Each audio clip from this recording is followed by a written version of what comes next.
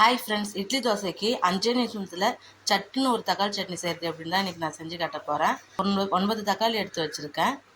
பெரிய சைஸ்னால் ஒரு 3 தக்காளி 2 தக்காளி எடுத்து வச்சுக்கிட்டா போதும். இதை நல்லா மிக்சியில் அரைச்சி எடுத்துக்கலாம்.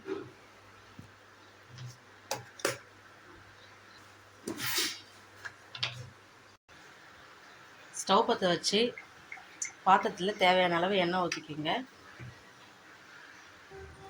எண்ணெய் நல்லா சூடானதும் கொஞ்சமாக கடுகு, கொஞ்சம் மஞ்சள்தூள், குழம்பு மிளகாத்தூள்,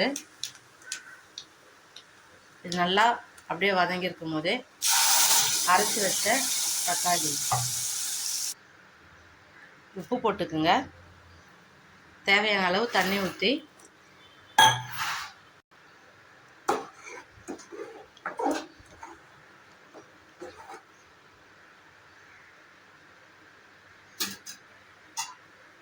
மூடி வச்சுக்கோங்க. நல்லா கொதிக்கட்டும்.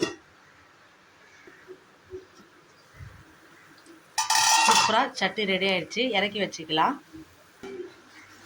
சுட சுட இட்லிக்கு இந்த சட்னி ரொம்ப டேஸ்ட்டாக இருக்கும்.